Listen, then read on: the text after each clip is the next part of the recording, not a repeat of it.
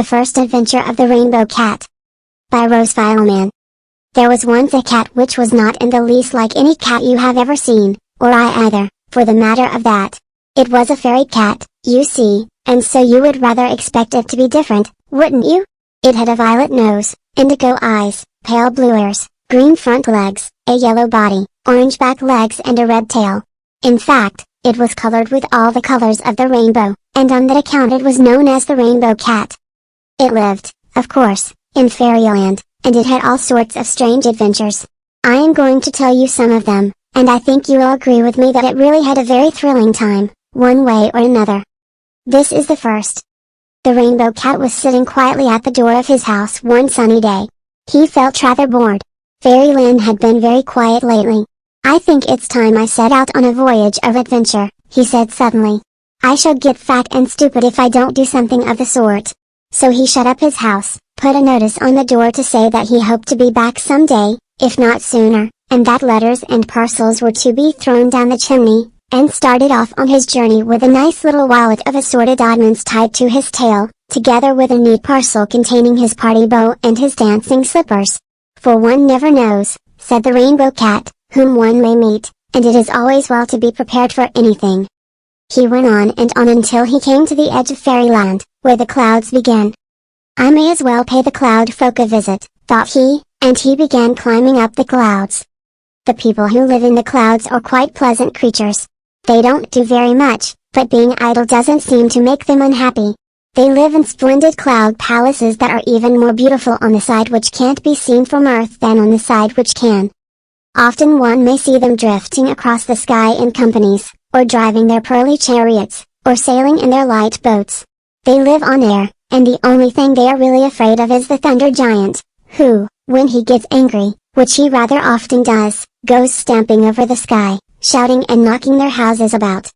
They greeted the Rainbow Cat kindly and were pleased to see him, for he was an old friend and they were always glad to welcome visitors from Fairyland.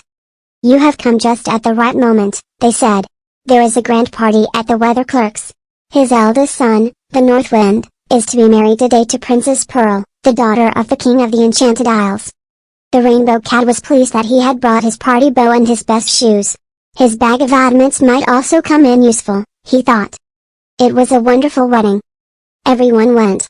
Among the guests there was even a comet, and comets attend none but the smartest gatherings. The Aurora Borealis looked magnificent, so did the bride's father, the King of the Enchanted Isles, who was there with his lovely wife, Mother of Pearl.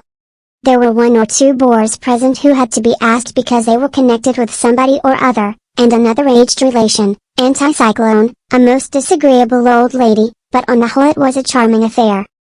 Just as the merriment was at its height and they were all happily feasting and rejoicing, a friendly swallow came flying in with the news that the Thunder Giant was tearing across the sky in a terrible rage because a passing trade wind, who was in a hurry, had trodden on his toe.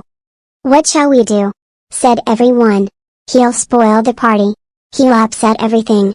And they all ran about in great confusion and distress. But the Rainbow Cat remained quite calm. He was a very resourceful creature.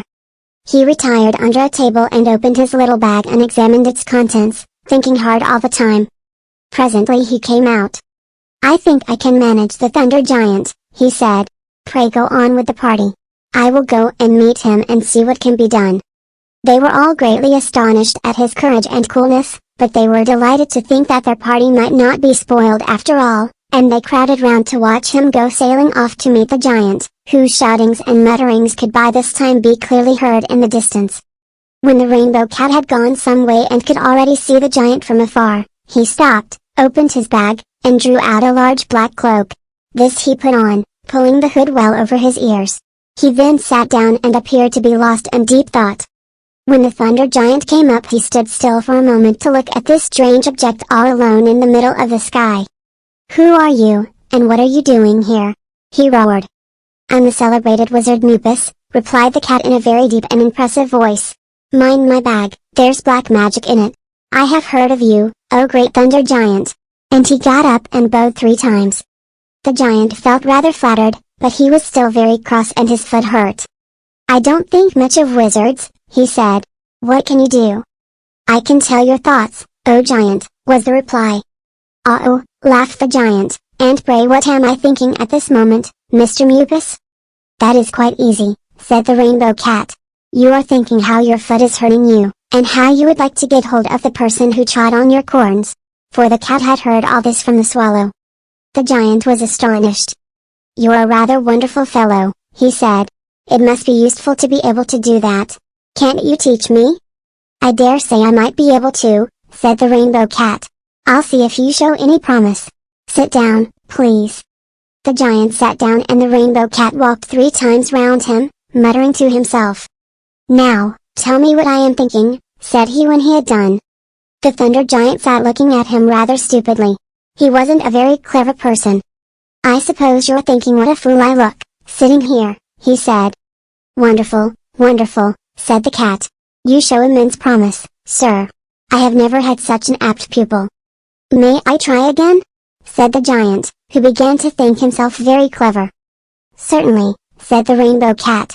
"What am I thinking of now?" The giant tried to put on a very wise look and stared again at the Rainbow Cat. "Bowl of milk and onions," he said suddenly. The Rainbow Cat fell back and pretended to be lost in admiration. "Perfectly right," he said. "How did you guess such a thing?" "Oh, it just came into my mind," said the giant modestly. "You know," said the cat seriously, "you ought to cultivate this gift. It's most unusual." "How can I do it?" said the giant eagerly, for he thought it would be very delightful to be able to read people's thoughts. Which shows how stupid he was. "Go home," said the cat, "and lie down for a couple of hours. Then take these 3 little pink comfits and lie down for another couple of hours. After that you may get up and have a cup of tea. But keep very quiet. Before going to bed eat this other little white comfit, and when you wake up in the morning you will be able to read people's thoughts." The giant was all impatience to be gone, but he did not quite forget his manners. "I am very much obliged to you," he said. "Can I do anything for you in exchange, Professor Mupus?" The Rainbow Cat pondered for a moment. "I should like a bit of lightning," he said, "a nice jumpy bit." The giant put his hand in his pocket. "Here's a bundle of it," he said. "If you cut the string you can have quite a jolly little display at any moment." The Rainbow Cat thanked him, and they parted most amicably.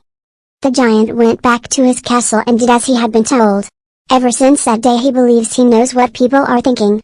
This makes him feel very superior and it really doesn't do anyone else any harm. The Rainbow Cat returned to the party with the bundle of lightning stowed carefully away in his bag. Everyone was most grateful for what he had done, and he was quite overwhelmed with attentions. He enjoyed himself very much in Cloudland, and stayed for 7 days. At the end of that time he packed up his little bag and set off once more on his travels, and you shall presently hear what next befell him.